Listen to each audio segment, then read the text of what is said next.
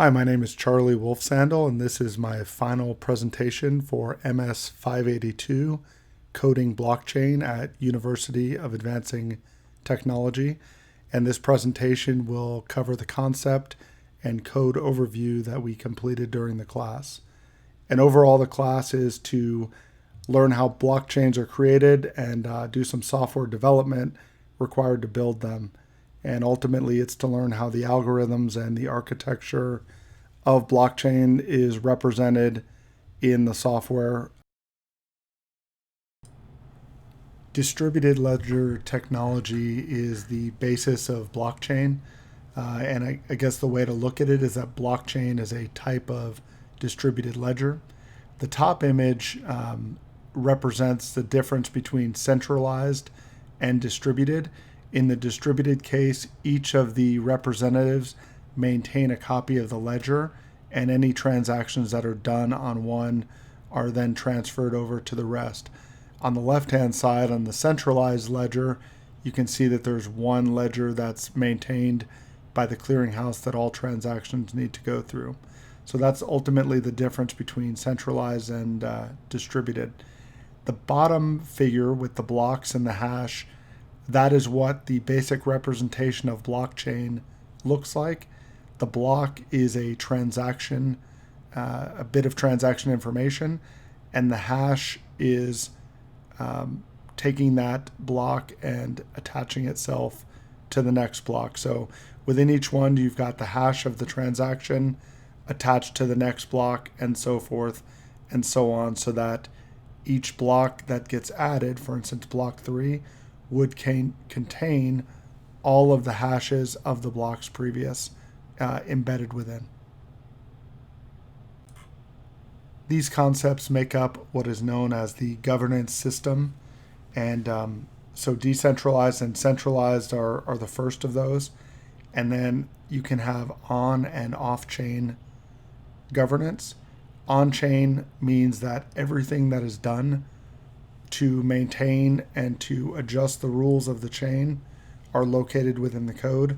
And off-chain is, it's either done by a group of coders, the initial founder, or some combination of those, but it's not found within smart contracts within that blockchain. In addition to those factors, you also have public and private distributed ledgers, as well as permissioned and permissionless. Permissionless is exactly what it sounds like.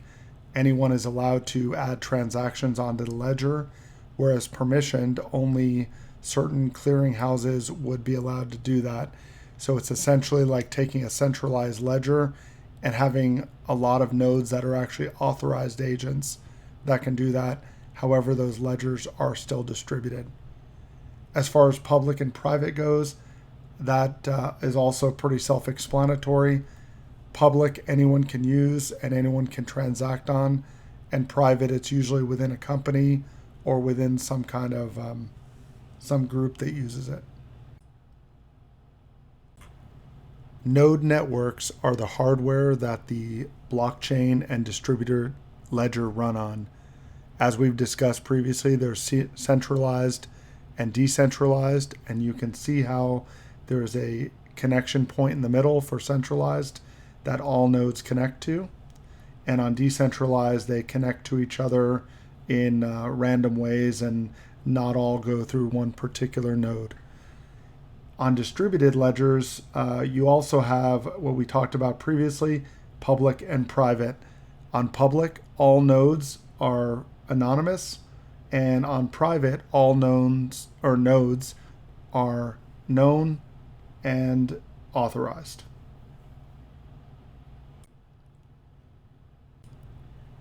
This is an overview of the transaction process for the blockchain. And at the beginning, we've got the Genesis block, or block 0, and that contains the initial data required to start the blockchain off. Every additional block after that is a new transaction that and a new block that gets mined. Those transactions and those new blocks contain the hash of the initial or the previous block ahead of it. So each one of those blocks that you see in a row from left to right include the hash of the block ahead of it. And ultimately, the block is an encrypted aggregation of a set of transactions. And the fact that you have the last block is proof that all previous transactions have been executed and verified because it contains the hash of the previous block. Previously, we've looked at basic examples of blockchain and how it works. In this particular example, I would like to show the importance of the transaction signatures and what it does for the transactions in the blockchain. So in this particular case, we've got 3 blocks. We've got the original block originating with Alice. We've got Bob and then Charlie at the end. And ultimately, what we're trying to do is make a transaction that transfers some sort of asset or transaction from Alice over to Bob. In order to do that, Alice is going to use Bob's public key. She'll put that within the transaction, which will act as an address of where this transaction will be going. Secondly, she'll use her private key that she generated in her public private key pair. And ultimately, for best security, this should be done for each new transaction. This private key will then go and create a new transaction hash and ultimately be the signature that allows that transfer to occur to Bob. So that's the importance of transaction signatures. It's what allows the digital asset to be transferred. Now, in our simplified version of our blockchain, we're not using transaction signatures. We are using hash values, however, to simulate that. The next part of our presentation will be walking through the code and showing what all the functions within the code do and how they make up the blockchain. The first part of our discussion for the code overview is going to be what tools we're using to build this. And in this case, I'm using the Spider IDE running Python 3.7.6. We've got a few other things. Postman, which allows us to interact with the blockchain once it's running. And then we're also using Flask, which is a web application framework for Python. Additionally, we've got some libraries that we brought in: datetime, hashlib, JSON, and we talked about Flask already. Datetime we'll use for our timestamps. Hashlib will do our basically hash operations. And then JSON is going to be used further down when we send items to Postman. Once we've brought in all of our libraries, we can begin to build the blockchain. So the first thing we do is define the class blockchain. And within that, we define the initialization. And underneath that, we've got chain, which is what this array is going to contain all of the hashes. And then we create the initial block. This is the Genesis block. So we're going to give it a proof of 1 and then a previous hash of 0, because as a Genesis, it won't have any other previous hash. So essentially, this is called the Genesis block. This is what the block definition will have within it. And so the block itself will have an index. The index will be what number it is within the chain. So as you can see, length of the chain, and then it is the next one. Timestamp, we're using the date time from the datetime lib, and that's just a string for when this block gets created. We'll talk about how we get the proof of work further down. And then previous hash is how we embed the hash of the previous block into this one. The other part we're going to do when we create this new block, we're going to append that block to the chain that exists, and we're going to return that block. Now, part of the get previous block is so that we could see what the previous proofs are. So that's get previous block. For this current project, we're using a proof of work as a consensus protocol. So in this case, we create a new proof and we initiate the check proof to false. While it is false, which it would be when it's initially called, we're going to run a hash operation. That hash operation will use hashlib and SHA-256 to essentially use our hashing algorithm. In this case, we're going to use our new proof squared minus the previous proof squared, which we can once again get from the previous block. Finally, we're going to encode that as hex. If the first four digits or the first four characters of that hash operation is 4 zeros, then we're going to assume that we have successfully mined a block and met the consensus protocol. Otherwise, we will add 1 to new proof and we will try it again. So essentially what you're doing on new proof is we're iterating through new proof until we find a number that's squared minus the previous proof evaluates to something with the first four characters of zeros. The next bit of code where we're defining hash is to ensure that our previous hash has been correctly solved. And if it has, then we'll return that hashlib of the encoded block, once again in hex form. The next piece of our code is a way of validating that we have a valid chain. And so this would detect whether or not anything has been messed with, and if any of the previous hashes didn't line up with the what they were supposed to. So the way it iterates is it iterates through the chain. So it sets the block index of 1, and while that block index is less than the length of the chain, it'll keep iterating through. So it'll start at 1 and go all the way through the length of the chain. If that previous hash is not equal to the hash of the previous block, it'll return false. And if it returns false, then we will have an invalid. However, if the previous proof is equal to the previous block's proof, then it would also set the proof equal to the current block's proof.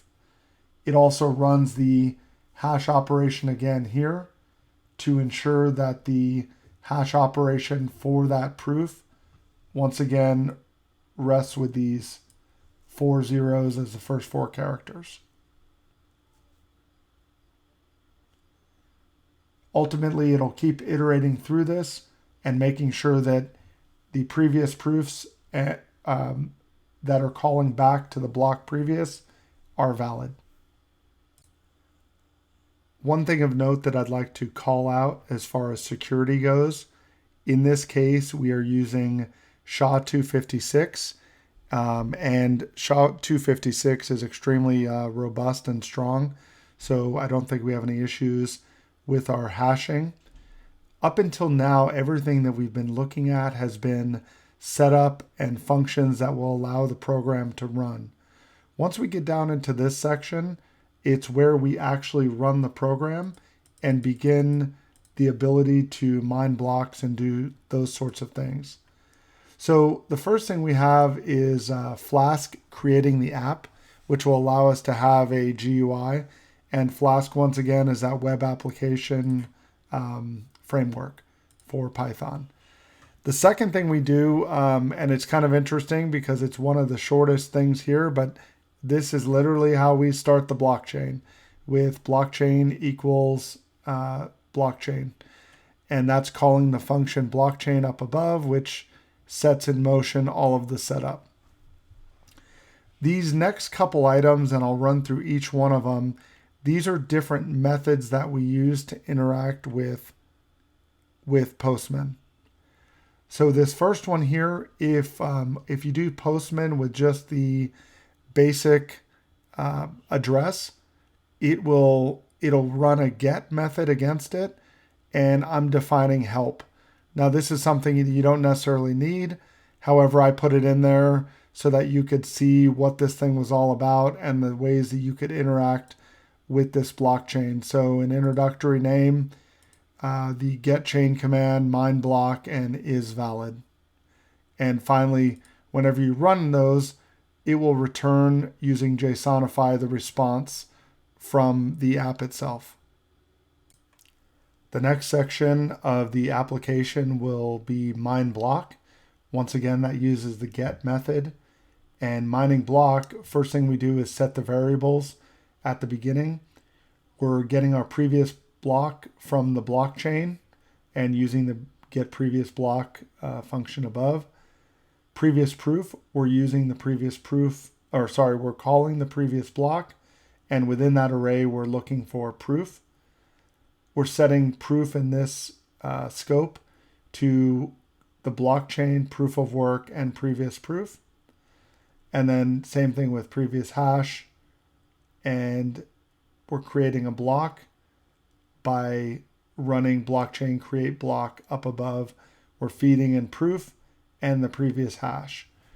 As a response back, we're going to get a message which will let the user know that they've mined a block. We will provide the updated block index, the timestamp that it was mined, as well as the number that it took to get to the proof, and the previous hash of the block that was mined before. And once again, that'll return using JSONify response. Now that we've actually been able to mine a block, there's a few other things that we can do. One is this GetChain. So if the user adds GetChain to the end of the URL, using the get method, they'll actually pull the whole blockchain down. So they'll get the blockchain and the length of the blockchain as well. And also is valid. So this is how they can check the integrity of the blockchain by once again using that get method, and it would run the blockchain is chain valid method up above on the current blockchain. If it is valid, then they're going to get a message, all good, the blockchain's valid, as well as the length of the chain. Otherwise, they're going to get a warning message, and all of that will get returned to JSONify. And then finally, this is how we actually run the app and allow it to be connected to via Postman. So you can see there we've gone over all of the code of the application, of the blockchain, and it's only 116 lines. So there are a few things that this code does not do, one of which is technically we are a centralized system. Since my computer is the only one currently running it, we would have to add nodes to be able to make it decentralized. So that's one item. And obviously with the node network, a single node, you're going to run into issues with power outages. If you get hacked, if there's any crashes, the more nodes, the better. And even with a large amount of nodes, if a lot of them go down, the nodes that are still up would be able to continue on with the chain. And once the other nodes came back up, they could shift the chain back to those nodes. We already talked about the validation algorithm, the is chain valid, and that's by using this previous proof, the same one that we created the hash at the beginning. We talked about the block structure of having an index, timestamp, proof, and previous hash. What that doesn't have in it, we're not sending any data. We don't have any digital assets. Those would be things to add later. And right now, we don't have a true transaction signature because we're only using a hash. Normally, if we were going to actually be doing this between users, we would want to use public and private keys to do that. And so that's the code, and we'll now show how to run it. In order to run this code within Postman, the first thing we have to do, obviously we always make sure that our source code is saved. We're going to select all. So we can do a Control A to do that. and then we hit Control Enter, which will run it. And as you can see here, we've got the initial code running. So this is good news, running on HTTP quad zeros port 5000. So this lets us know that currently our chain is running. Okay, now we have Postman open, and essentially what we did, the work with Flask and the app, was to connect our blockchain to this so we can interact with it. And obviously if we were going to develop that blockchain further, we would develop a better front end, but this allows us to see what it's doing. So in this case, as you remember, we did a lot of GET requests. So if I'm sending it to the address that I need to, if you remember, if I select just the base URL and hit send, it's going to send the request to the blockchain app. And in this case, it returns my help that I've done, as well as giving me the commands that I can do. The next part that we'll look at within Postman is the ability to see what the chain looks like. And we would expect the chain to not look very detailed at this moment because there are no blocks on it yet except for the Genesis block. So as we would expect, the chain has a length of 1. There are no previous hashes because it is the Genesis block. We gave it an index of 1 and we told it the proof was 1, and this is when we actually ran it. So this is when our Genesis block occurred. The next thing we're going to do is we're going to mine a block using the get command of MindBlock. And if you need a refresher, we could always take it back to that base URL again. But we're going to mine the block and we're going to send that request. Okay, so now what you can see here is we've successfully mined a block. We are at index number 2 because this is the second block in the chain. We get a good message. We have the previous hash of the block before. This is the proof that made it successfully solve, as well as the timestamp. So if we do this a few times, we're going to get, there's index number 3. You could tell we've got a different hash. The proof is different. Same thing with the next. And we're just going to do a few of these so we can see what the chain looks like.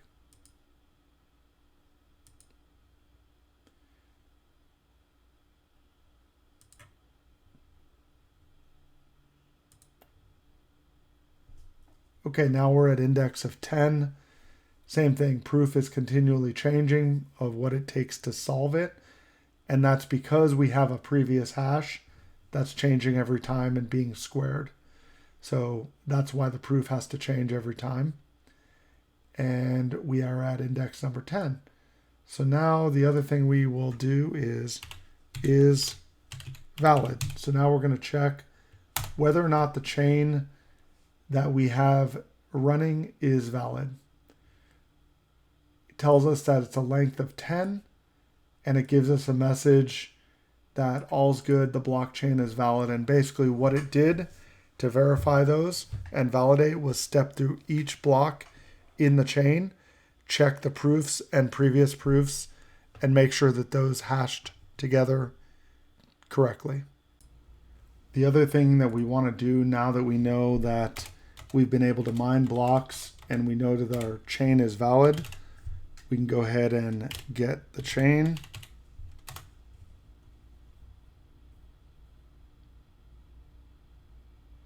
And what this allows us to do is see each block in the chain from the Genesis block of index 1 with 0 previous hash all the way through block 2, 3, and all the way down to 10.